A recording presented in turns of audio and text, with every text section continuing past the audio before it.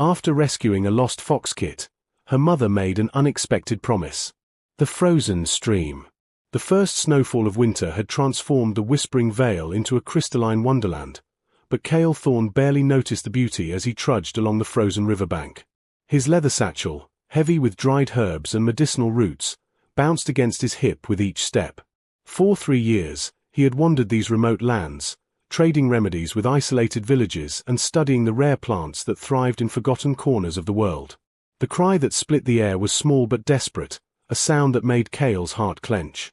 He dropped his walking stick and ran toward the source, his boots slipping on hidden ice. There, where the river curved sharply, a section of frozen surface had collapsed. In the churning water beneath, a small fox struggled against the current, her russet fur darkened by the frigid water. Without thinking, Cale threw off his heavy coat and waded in. The cold bit into his legs like 1,000 knives, but he pushed forward, reaching for the drowning creature.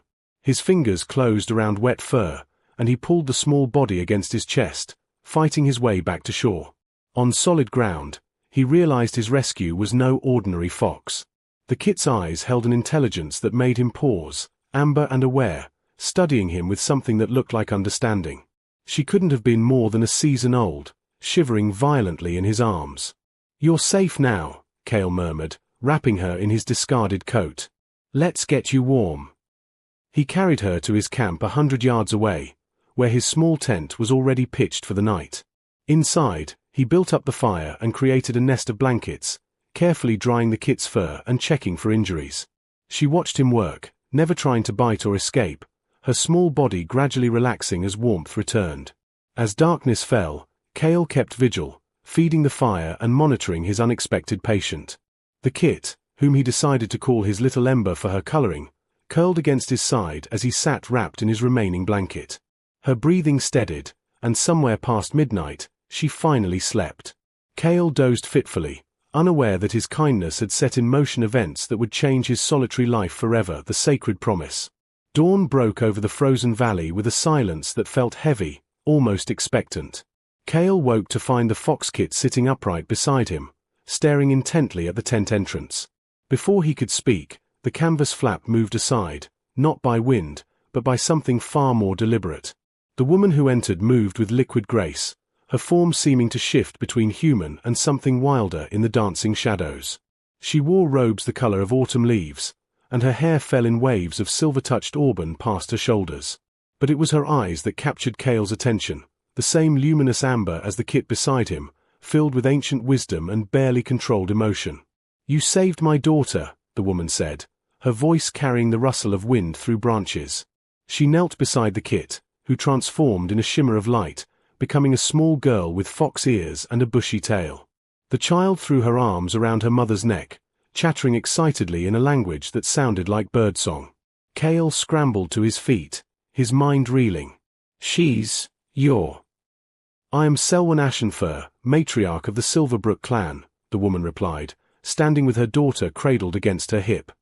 "And you have done what I thought impossible. You risked your life for one of us without knowing what we are, expecting nothing in return." She set the child down gently, then approached Cale with measured steps. Up close, he could see the otherworldly quality of her features, too perfect, too symmetrical, as if nature itself had crafted her with deliberate care. His breath caught as she reached for his hand. "By the old laws, a life debt must be honored," Selwyn continued, placing his palm against hers. Her skin was warm, almost feverish. "I offer you safe passage through all territories claimed by fox spirits, protection from those who would harm you, and—" She hesitated, her composure cracking slightly. "A place in my grove, should you ever wish to claim it." Cale felt something flow between their joined hands, a tingle of magic that made his herbs seem mundane by comparison. "I don't understand. I only did what anyone should." "But they don't," Selwyn interrupted softly, her eyes searching his face. "Humans hunt us. They trap us. They fear us. You are the first in 3 generations to show my kind genuine compassion." She released his hand slowly, as if reluctant to break the contact. "Come. Let me show you the world your kindness has opened." The child, Lyra, Selwyn called her, took Cale's other hand with complete trust, tugging him toward the tent opening. As they emerged into the morning light, Cale saw what he'd missed in the darkness. Dozens of fox spirits in various forms surrounding his camp, watching with curious, cautious eyes. Selwyn led him through the forest along paths he'd never noticed, where reality seemed to bend and shimmer. The trees grew denser, their branches weaving into living archways, until they emerged in a hidden grove that took his breath away. A crystal-clear pool reflected the sky like polished glass, surrounded by flowers that bloomed despite the winter cold. Dens carved into ancient tree roots formed a village of sorts, smoke rising from cleverly concealed chimneys. Fox spirits of all ages moved about their daily tasks, but all stopped to watch the human in their midst. "This is our sanctuary," Selwyn explained, standing close enough that her shoulder brushed his. "Protected by magic older than your kingdoms. No human has walked here in living memory." Cale turned to her, seeing vulnerability beneath her regal bearing. "Why show me this? Isn't it dangerous?" Selwyn's hand found his again, a gesture that felt both formal and deeply personal. "Because trust must be answered with trust. And because—" She looked away, color rising in her cheeks. "I sense you are a man who keeps secrets well." Between two worlds. 5 days passed like a dream. Cale had meant to leave after the first morning, to continue his wandering path, but each time he prepared to go, something held him back. Lyra would appear with questions about his herbs, her small hands carefully touching the dried plants as he taught her their names and uses. The other fox spirits grew gradually less wary, accepting his presence with cautious curiosity. But it was Selwyn who truly made him stay. She would find him in the quiet hours, early morning when mist still clung to the grove, or evening when fireflies began their gentle dance. They walked together along the pool's edge, sharing stories of their vastly different lives. Cale spoke of his years on the road, the loneliness that came with endless wandering. Selwyn described the weight of leadership, the constant vigilance required to protect her clan. "Do you never wish for something more?" Cale asked one twilight evening. They sat on a fallen log near the healing spring, where he'd been teaching Lyra to identify medicinal roots. The child had fallen asleep against his side, her small body warm and trusting. Selwyn watched her daughter with soft eyes. "I wished for her safety. You gave me that." She shifted closer, their knees touching. "But yes, sometimes I wonder what it would be like to have someone share the burden.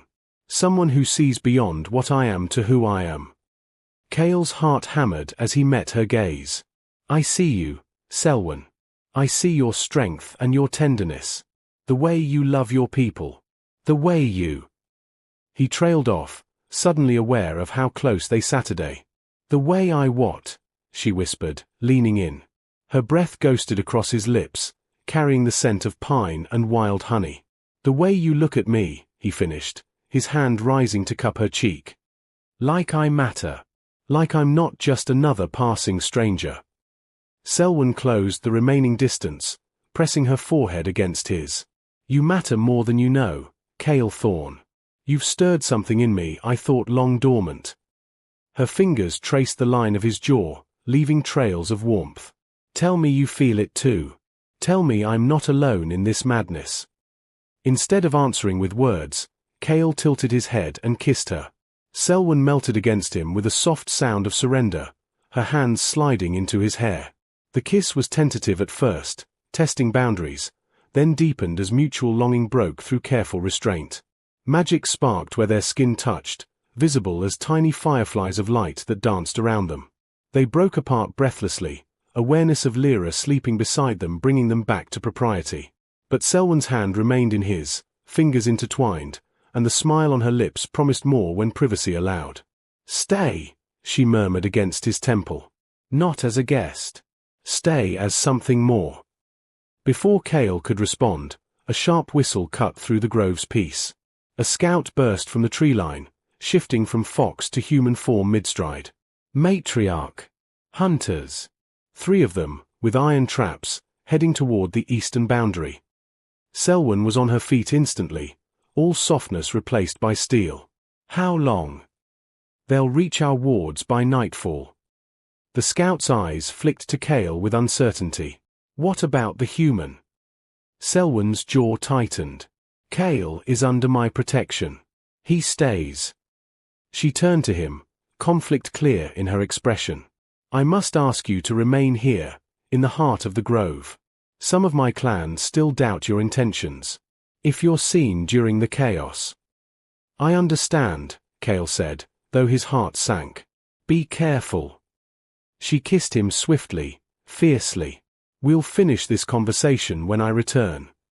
Then she was gone, rallying her people with swift commands. Kale gathered Lyra close as the grove emptied, watching warriors disappear into the forest. The child looked up at him with worried eyes. Will Mama be safe? He held her tighter, his own fears echoing hers. Your mother is strong. She'll come back to us. But as darkness fell and no one returned, Kale's certainty wavered. Somewhere in the distance, he heard shouts and the clang of metal. Every instinct screamed at him to help, to do something, even as he remembered Selwyn's words about staying hidden. Then Lyra gasped, pointing toward the forest edge. A figure stumbled into view, a young fox spirit, bleeding from a wound in her side. Help, she called weakly before collapsing. Kale didn't hesitate. He ran to her side, his healer's training overriding everything else. As he worked to staunch the bleeding, his decision crystallized. He couldn't hide while Selwyn and her people fought. Whatever the cost, whatever the risk to the fragile trust he'd built, he had to act. Lyra, he called, show me the fastest path to your mother. The winter's test. Kale ran through the darkening forest with Lyra perched on his shoulders, her small hands gripping his hair for balance as she called out directions. The sounds of conflict grew louder, snarls, shouts, the vicious snap of traps closing. His satchel of herbs bounced against his back, suddenly feeling like the only weapon he possessed. They burst into a clearing where chaos reigned. 3 hunters in heavy furs moved with brutal efficiency, swinging clubs embedded with iron nails, poisoned to fox spirits. Several clan members lay wounded, unable to shift forms, while others darted around the humans in fox shape, trying to find openings. Selwyn stood in the center, magnificent and terrible in her fury, her partially shifted form showing claws and fangs as she defended her fallen. Blood matted her hair from a gash on her temple. As Kale watched, one hunter raised a crossbow aimed directly at her back. Selwyn! Kale's shout made everyone freeze for one crucial heartbeat. He grabbed a burning branch from a scattered campfire and hurled it at the hunter, spoiling his aim. The bolt went wide, and Kale charged forward without thinking, tackling the man before he could reload. They went down hard, and Kale felt a rib crack from the impact. The hunter was stronger, trained, and he flipped Kale onto his back, hands closing around his throat. Darkness crept into Kale's vision as pressure built in his skull. Then the weight vanished. Selwyn, fully transformed into a fox larger than any natural creature, had the hunter pinned beneath massive paws. Her teeth were at his throat, but she didn't bite. Instead, she snarled a single word that sounded almost human: leave. The other 2 hunters grabbed their companion and fled, dragging him between them. Selwyn shifted back to human form, swaying with exhaustion, and Kale scrambled to his feet despite the pain in his ribs, catching her before she fell. You fool, she breathed, her hands clutching his shirt. You beautiful, reckless fool. You could have been killed. So could you, he replied, supporting her weight. Around them, the clan began gathering their wounded, staring at Kale with new eyes, no longer suspicious, but something approaching respect. I couldn't hide while you fought. I couldn't lose you. Selwyn's eyes widened at his words, understanding their full meaning. Kale. I love you, he said simply, too exhausted and battered to care who heard. I know it's impossible. I know we're from different worlds. But I love you, Selwyn Ashenfur, and I will stand with you as long as you'll have me. She kissed him then, heedless of the watching clan, pouring everything she felt into the press of her lips against his. When they parted, tears tracked through the blood and dirt on her face. I love you too, she whispered. I think I have since that first morning when I saw how gently you held my daughter. The clan began to murmur, some approving, others uncertain. An elderly fox spirit in human form stepped forward, his expression grave. Matriarch, you know what this means. A human mate.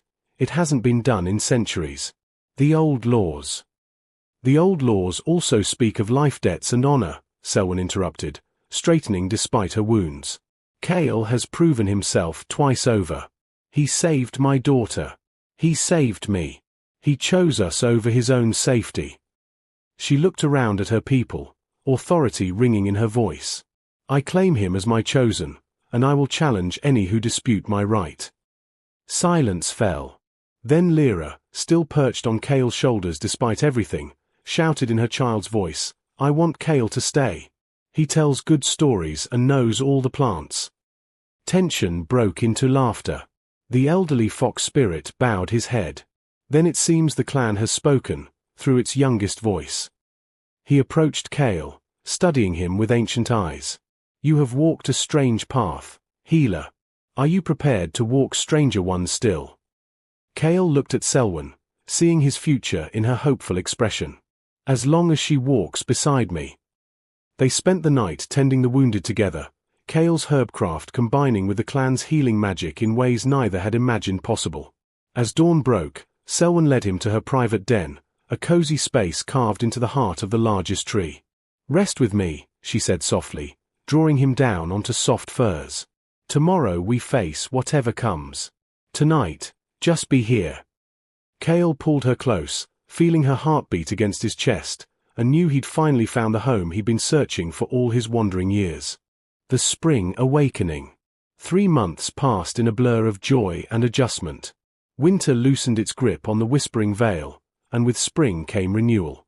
Cale learned the ways of the fox spirits, their magic, their customs, their language of gesture and scent. He taught them in return, sharing herbcraft and human knowledge that enriched their healing practices. But more than that, he and Selwyn built something precious in the quiet moments between duties. They would steal away to the healing spring after Lyra fell asleep, talking until the stars wheeled overhead. Sometimes they simply held each other, finding peace in shared silence.